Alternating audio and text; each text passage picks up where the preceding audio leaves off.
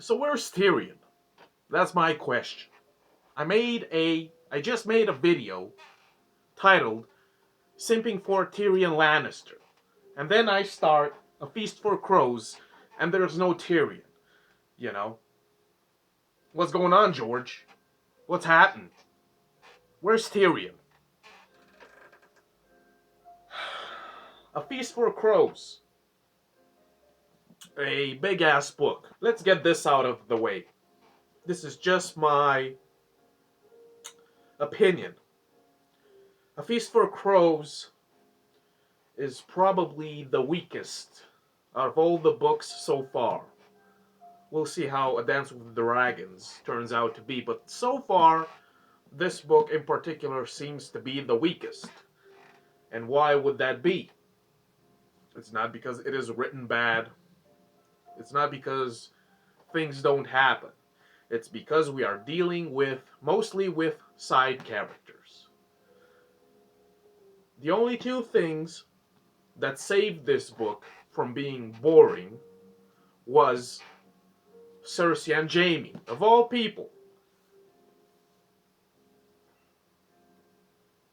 Primarily in this book, we are dealing with Brienne and Samuel Tarly and the Ironborn and various other miscellaneous characters that don't really interest me. That's the problem with this book.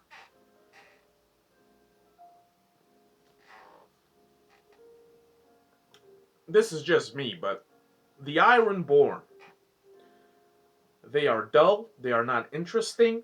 I'm getting sick and tired of their, their, let's call it, their philosophy. Right? It's getting repetitive, it's getting stale. I'm tired of their pillaging and their boats and their water and their whatever. Alright? It's getting old. Right? And here's the thing. I hope that Euron turns out to be something more than just another dude that wants power, that wants to take control, that wants more land. I hope that he turns out to be more than just another power hungry narcissist, basically, right? From what I understand, he has bigger plans. Some sort of apocalypse is churning around him, right? He's dealing with magical items, whatever. I hope that he turns out to be more than just this dude that wants more power, right? Another thing, I don't have a problem with Brienne. I don't hate her character, but I'm indifferent to her chapters.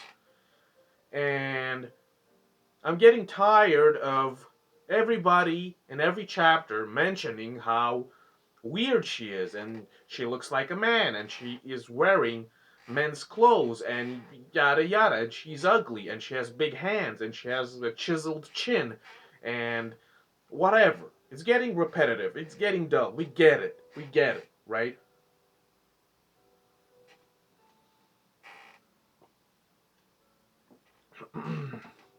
The same thing with Samuel Tarly.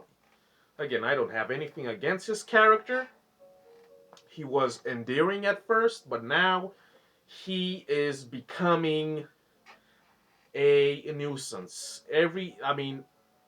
Brienne and Sam's chapters were, they were a chore to read, basically. They were a chore. Because, especially Sam here. Sam is he's a special kind of nuisance, and I'm getting tired of him. I'm getting tired of him, of being afraid of everything. I'm getting tired of him just being this ball of anxiety. I'm tired of him. This guy killed a White Walker or something, right? He killed one of those things, the others, right? And he's still, pissing his pants all the time, and I get it, right? But I just don't want to read about it. That's the problem. I just don't want to read about it in detail. His voyage with Gilly and the baby, and yada yada. It's too much. It's too much, right? Brienne and Sam make this book annoying and boring, right? And that is why it is the weakest out of all of them. And the Ironborn with Euron Greyjoy and Damphair and Victarion, they're getting on my nerves. I'm getting tired of their pillaging mentality. Everybody is the same. Everybody has a one-track mind. They don't know anything else. This is the problem that I have with stories like this.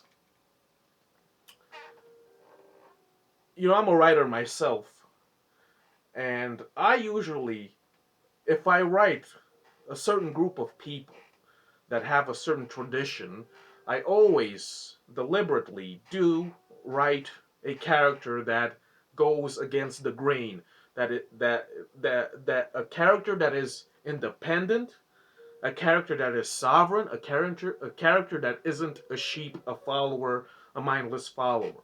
Right? I want somebody to go against the grain.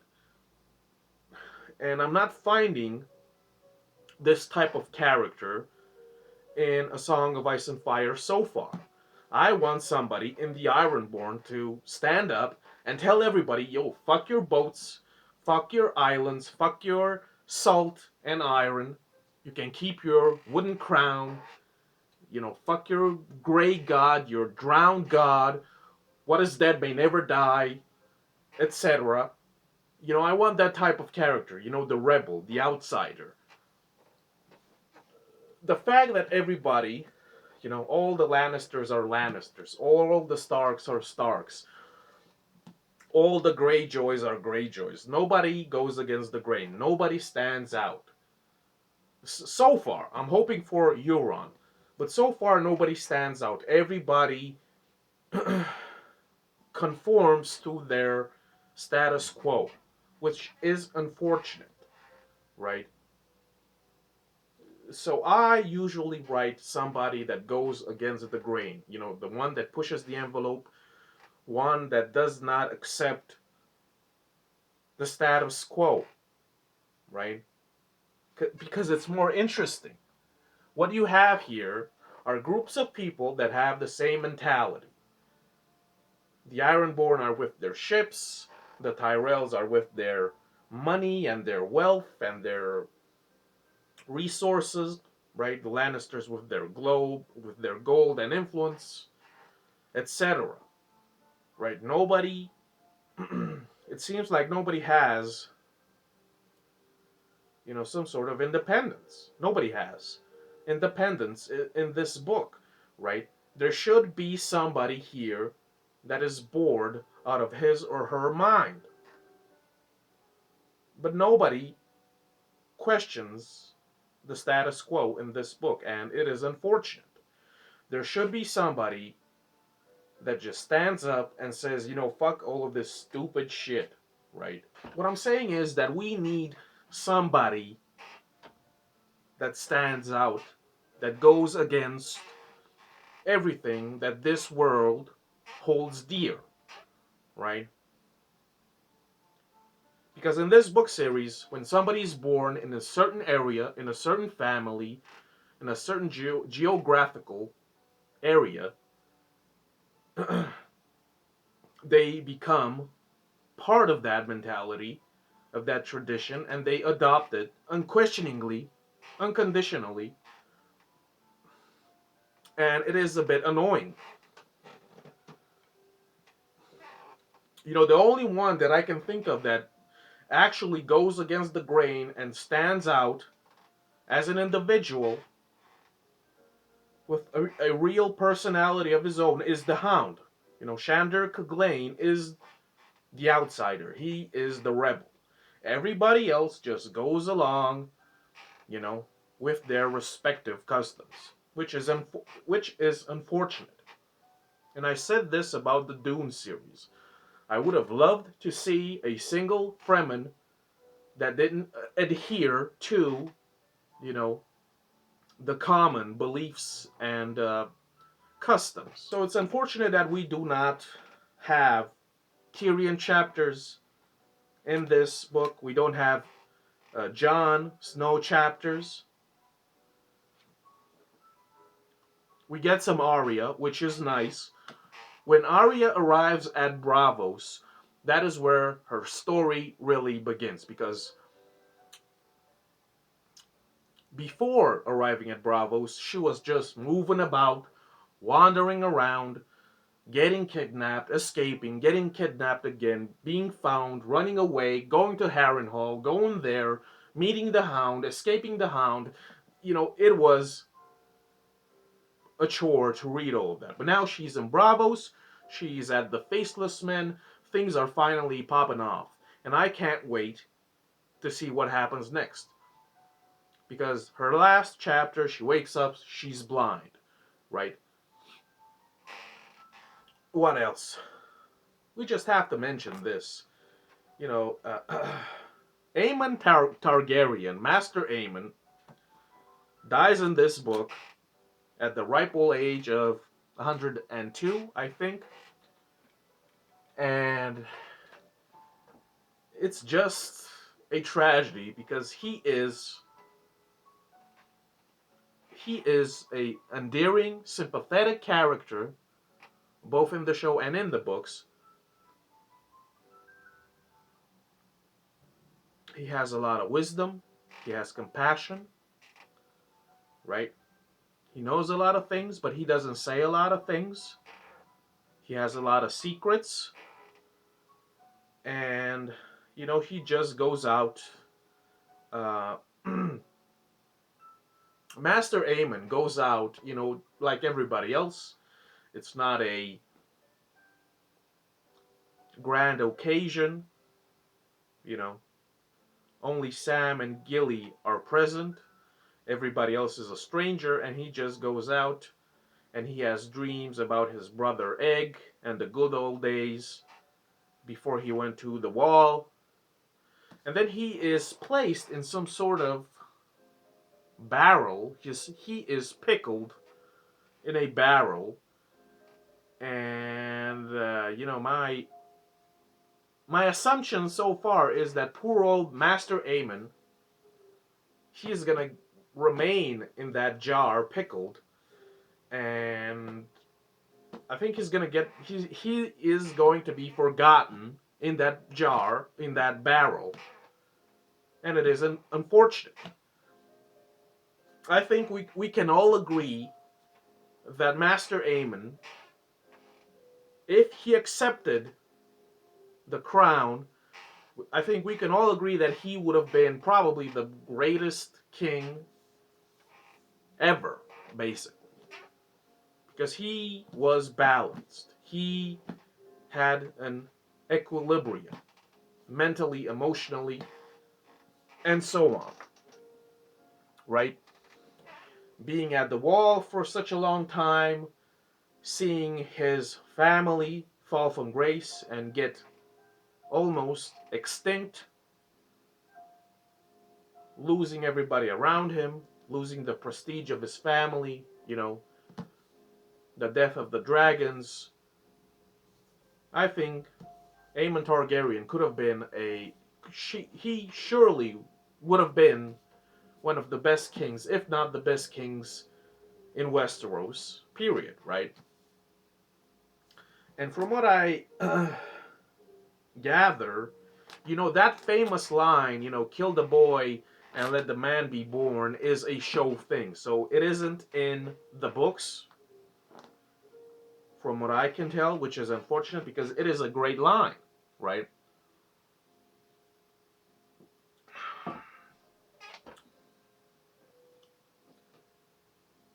Let's talk about Lady Stoneheart for a bit, right? There isn't a lot of her in A Feast for Crows, but she is making moves in the background,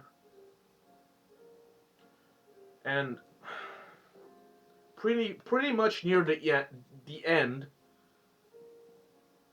we understand that Lady Stoneheart and her band of mercenaries, or whatever they are, the brothers without banners, or whatever they are called, they are hanging people by the hundreds or thousands, because by the end of the book, Brienne and Podrick and the rest, they're going uh, in a forest, and we have people that have been hanged everywhere. We got Freys, we got mercenaries, we got knights. So Lady Stoneheart is catching bodies like no other. Like, she is a machine. It seems to me that all of her people are subservient to her, maybe because they're a bit afraid of her. I don't know. But now we understand that everybody knows that they know that she is Catelyn Stark resurrected because of Beric Dondarrion, right? So this is one of the most interesting aspects so far of this story, of this narrative, and I'm curious to see where this Lady Stoneheart goes. It's very interesting because by the end of this book, she wants Brienne and Podrick to be hanged, and the chapter ends with Brienne saying a word because she refused to bring Jaime. So it's very interesting, and I cannot predict where her story is gonna go. Is she gonna meet Jaime again? Will she somehow go to the north and reunite with Jon and help his resurrection? I don't know what's gonna happen with her story, but I'm curious, and that's very important, right?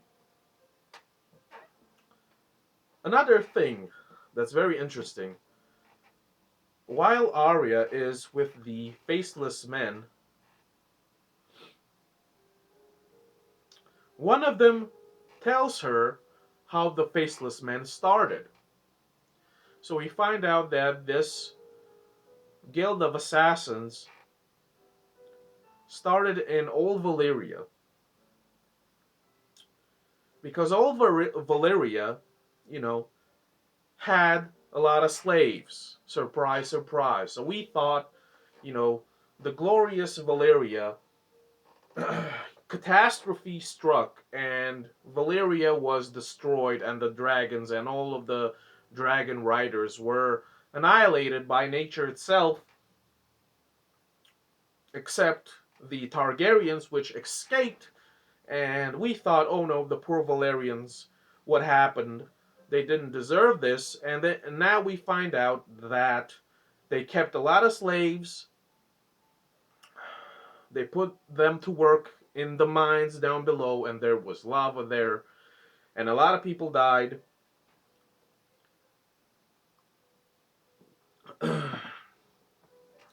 And it seems like the faceless men began with the slaves. That's where it started. And their beginnings, their origins, is captivating. The fact that slaves that were just, suffering in a way that we cannot really understand today, slaves became assassins in the mines below. And the first people they assassinated were the slaves that couldn't handle the suffering anymore, right? And then they moved to Bravos, which is a mysterious place. Every type of people go to Bravos. We have all types of gods. Everybody seems to know that you don't mess with the faceless men. It seems like the faceless men have this sort of, information gathering system, because we can see that he sends Arya, you know,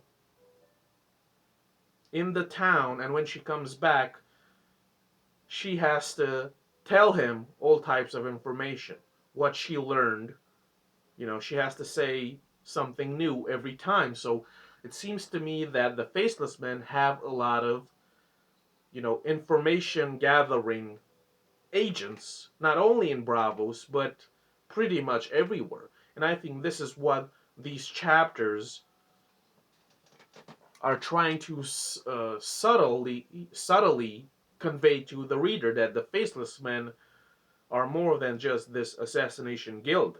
They have agents everywhere, everybody's listening, they're gathering information, and it seems to me that they know pretty much what everything that's going on in Bravos. They know everything. They are up to date. Okay, let's talk about Cersei. Okay, this is very fascinating. Cersei's first POV chapter. The first couple of lines, the first couple of sentences, the first couple of paragraphs are beautiful, are brilliant, are genius. A few sentences in, and you completely understand who Cersei is. You don't need to know anything else. George does such a brilliant job in this. I mean, I was fascinated. I was shocked how he managed to convey just what a narcissistic maniac she really is. She has a serious superiority complex, and she is completely, totally, she is not self aware at all, which is hilarious because by the end of this book, she fucks up big time with the Sparrows and she gets arrested. Right? So, in a couple of sentences, George unveils who Cersei really is. Alright? For some reason, Cersei has this delusion that she is on par with her daddy, Tywin Lannister, in intellectual, political capabilities. She thinks that she is this astounding tactician. And there's no evidence whatsoever, and I don't know why she believes this, because it is false, which is yet again hilarious. Right? Every time she says that she refers to herself as Tywin Lannister with tits. Every time she says that she is Tywin's only son, every time she says that she is Tywin's heir, and so on, I just wanna slap her. I'm like, shut up, Cersei, get out of my face, Cersei. Shut up, get out of my face. Stop talking, Cersei. Like, she is delusional in a way that is incomprehensible, right? Which makes it all the more funny to me, right? There's something terribly, terribly wrong with her intellect, because there is no reason why she should be so confident that she is in the same league as her daddy, Tywin, because she is not, right? And everybody around her knows very well that she is not on par with Tywin Lannister. Everybody knows, except her. And that is comedy gold, right? Here's here's I'm gonna make this comparison with Catelyn Tully, because Catelyn Tully, she sucks, obviously, but Catelyn Tully, her monologues, her internal dialogue with herself, she had good ideas, right? She had good ideas. It seems like in her mind space, she was coherent. She was down to earth, right? So it seemed like in her internal palace, she was stable, right? But but she made mistakes. So she had good advice, good tactics in her mind, but she didn't put them to practice. She did the opposite thing for some reason that is inexplicable, right?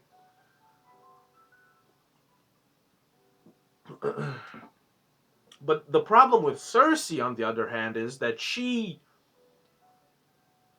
I'm saying that she's completely stupid. She's not, but she believes that every idea that she has is brilliant. She's a great tactician. She believes this, and because of this, she has no filter whatsoever. She cannot be self-aware. She cannot distance herself and see herself for who she really is. She imagines that every one of her ideas is brilliant, and she cannot see the consequences of her many, many mistakes. She cannot see it because she believes that every one of her actions is a Tywin Lannister move, right? And by the end, we find out that Tywin Lannister would never make all of these stupid mistakes that she makes, especially with these High Sparrows and their religion, because she basically hands over authority and control and power to these people for no reason whatsoever. And Tywin would never do this, right? And she thought this would be a good idea. Not only that, but she allowed all of these clowns to be armed, and now they're dangerous, right? And they arrested her ass and they threw her ass in jail, right? Now with Jaime. Okay, Jaime is not my favorite character, but he is up there, right? Jaime needs one final push to become top tier character. Okay, Jon Snow and Tyrion are top tier characters to me. It seems like something is holding Jaime back, and we all know that that thing is Cersei. Jaime needs to go far away, as far as he can, from Cersei. Okay, she is a bad influence on him. She brings out the worst that he has to offer, and the moment he keeps his distance from his sister, he becomes a better person. Because Cersei brings out the worst in people, right? And now Jaime finally realizes and sees her for who she really is, right?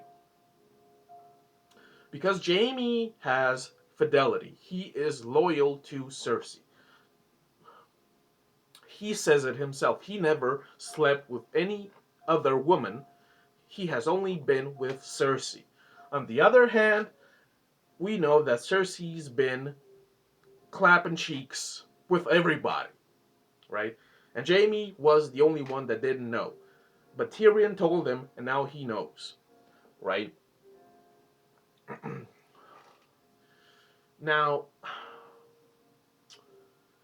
when Cersei gets arrested, she sends a raven with the help of Qyburn to Jaime, who is at Riverrun. She says, I've been arrested. Please help me. I love you, and so on. And you would think that Jaime would rush to her aid, but right after he reads this message, Jaime gives the order to burn the scroll. So here we have his beloved Cersei in danger, in peril, begging him to rescue her, and he burns the scroll. So what does this mean? I'm gonna start reading A Dance with Dragons, and I hope that Jaime doesn't go to help Cersei, because I think that would ruin his character. It would send his character back to where he was. His character will go downhill. So I hope that he is indifferent to Cersei's plight, right? Because it would be glorious. Because listen, the problem with their relationship, Cersei and Jaime, Jaime is completely and totally enamored with her. All he wants to do is be with her. He doesn't care about anything else or about anybody else. With Cersei, Cersei only wants him and says all the right things when she needs his help, for whatever reason. Right? So Cersei is a manipulative, and she uses people. And she uses Jaime just like she uses everybody else. So the difference between Jaime and Cersei is that Cersei doesn't feel the same thing, or she doesn't feel the way Jaime feels about her all the time, right? I think that Cersei sees him as a tool, basically, right? She has monologues where she says that he was her half, you know, that they were a unit, yada yada, but at the same time, I still think that she believes that she is above him in some way and that he should serve her. And Jaime doesn't have this mentality, right? So she, at best, loves him whenever is convenient for her or whenever she feels like it, right? Other than that, she doesn't really need him for anything, basically.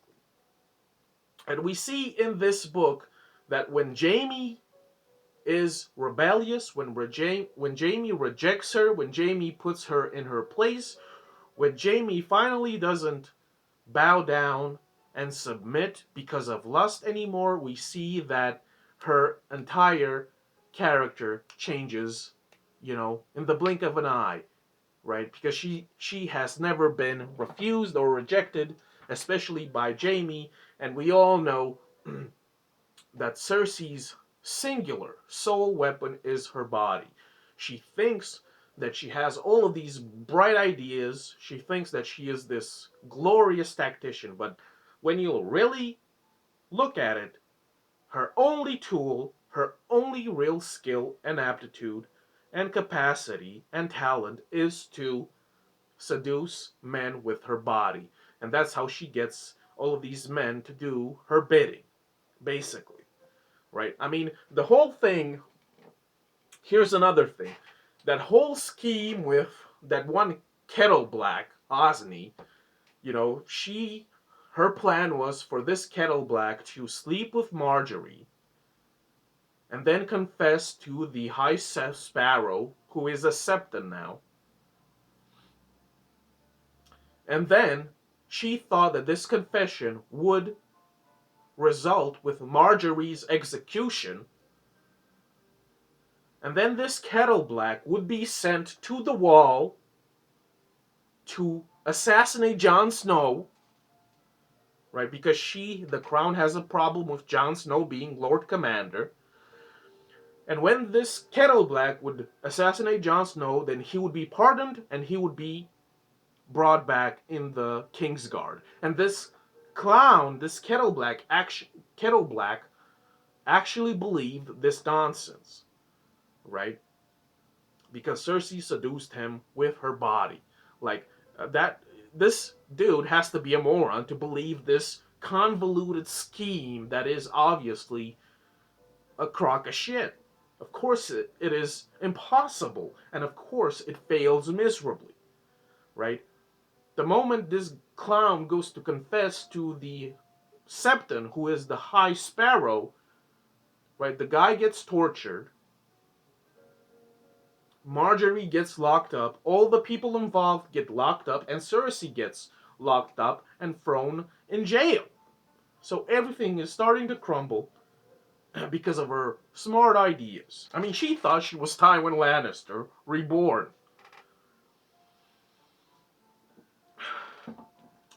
And the way she treats Tommen, I get it. He's a kid, right? But he is still king. I get that she is Queen Regent, but she treats Tommen in a belligerent way. Okay, and if I were Tommen, when I would be invested as king with full powers, the first thing I do, I would execute Cersei because of the way she treated me. I mean, she treats Tommen like a little kid, which he is, but he is the king, right?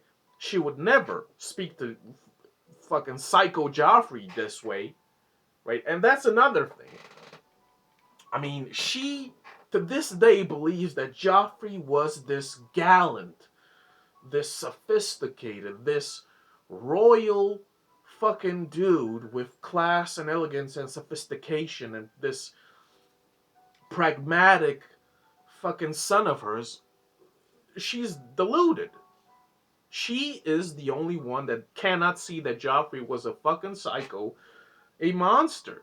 She believes that Joffrey was this epitome of every high quality that a king or a person of royal blood should have. Right? She believed that he was noble and intelligent and brave. Right? Talk about having blinders on. Right? Even Jamie knows that Joffrey was a fucking monster, and even Jamie is glad that Joffrey is in the ground. Okay? Another thing. So, Tywin got killed by Tyrion.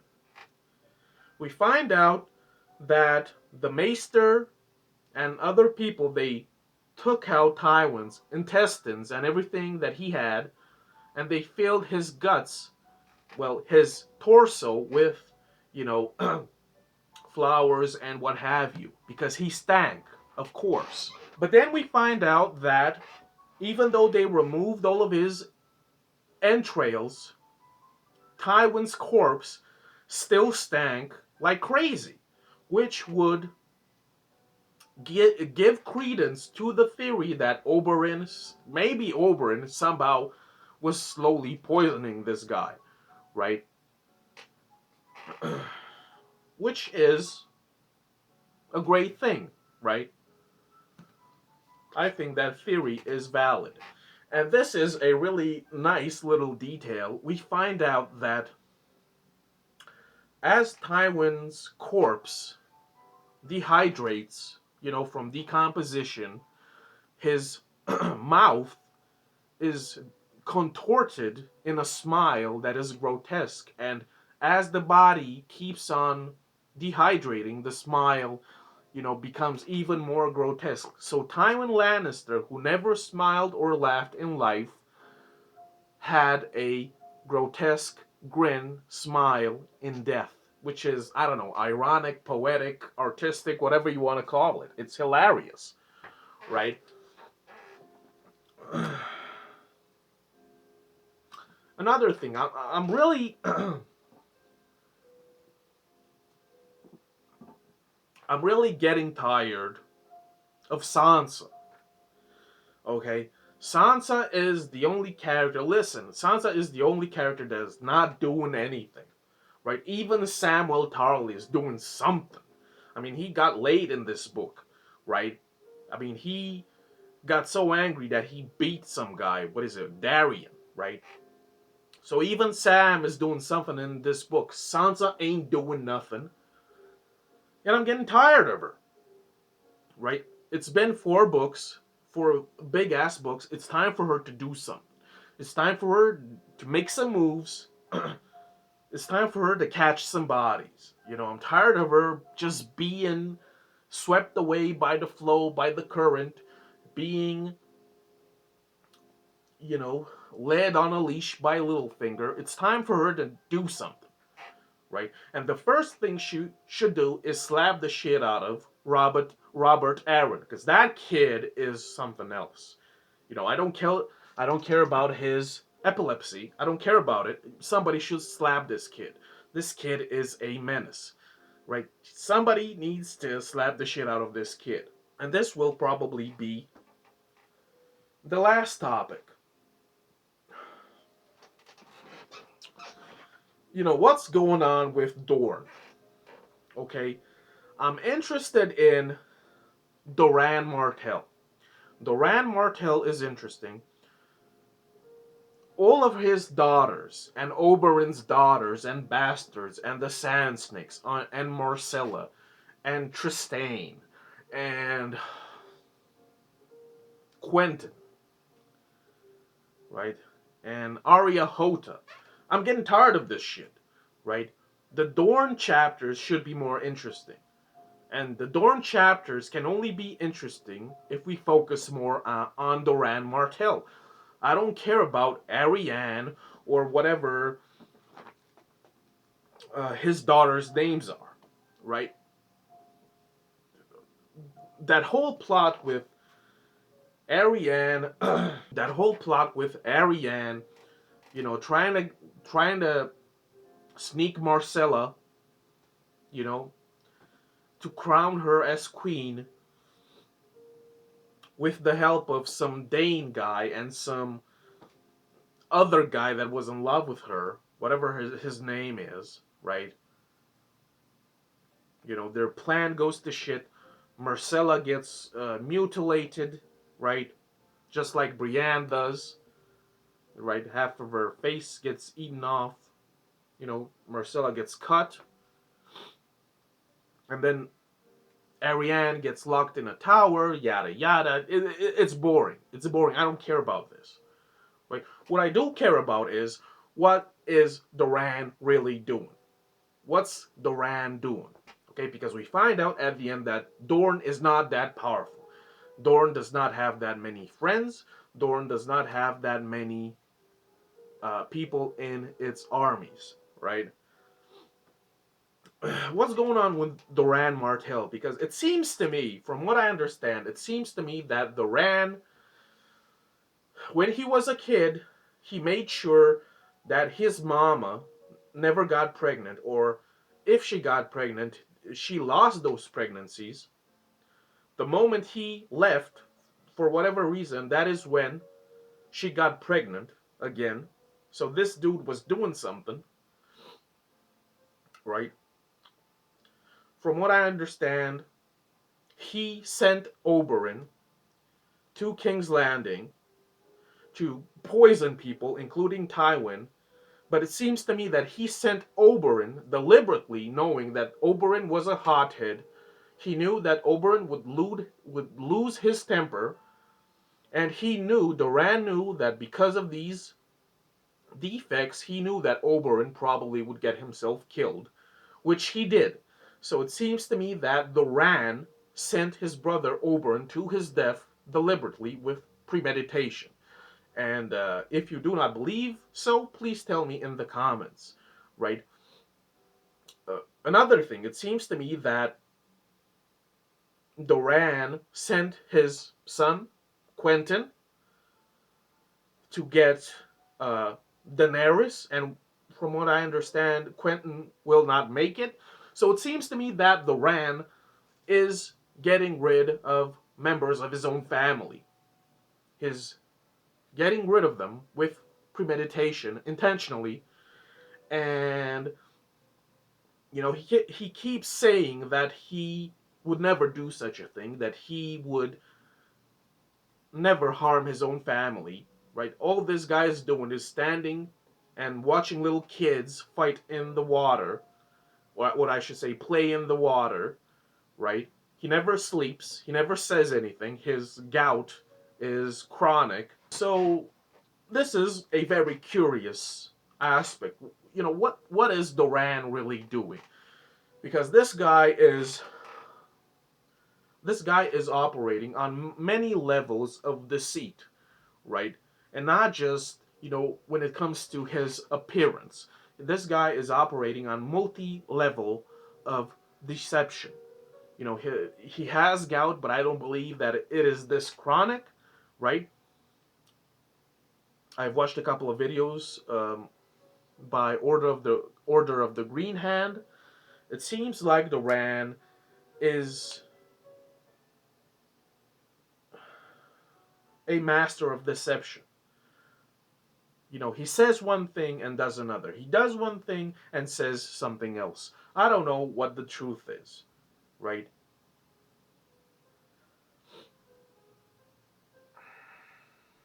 But I hope that A Dance with Dragons turns out to be a better read because, even George says it that he had to break this book into two, A Feast for Crows and A Dance with Dragons, because it was so massive.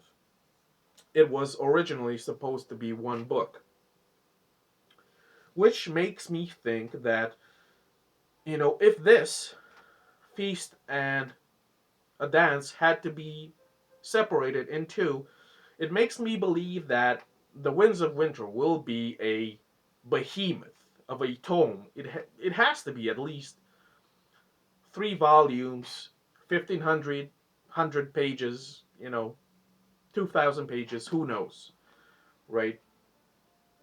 But all in all,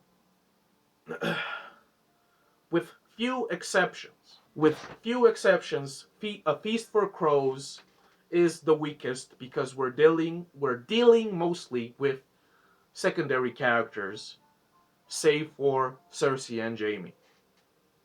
And Cersei and Jaime, as good as they cannot carry an entire book by themselves. Okay, Brienne, Sam, Dorne, Ironborn, what have you. All of these characters and plots, they're all right, but they're not amazing. We need Daenerys, we need Jon Snow, we need Stannis the Manus, right? And most importantly, we need my boy Tyrion to come back, right? And there was no Bran in this book whatsoever. So, you know, let's just say that out of all of the books, A Feast for Crows was the most laborious to read. It was a chore to read in certain places, in certain chapters, especially Brienne and Sam and Sansa. They were slow. Nothing interesting happened. Okay, that's the problem. That is why this book isn't as exceptional as the rest. It doesn't mean that it doesn't mean that interesting things don't happen, but it takes a long time to get there, which is unfortunate, right? But that's about it. Thanks for watching. Hopefully, A Dance with Dragons will be better, right? And I'm expecting big things from Euron Greyjoy, right? See ya.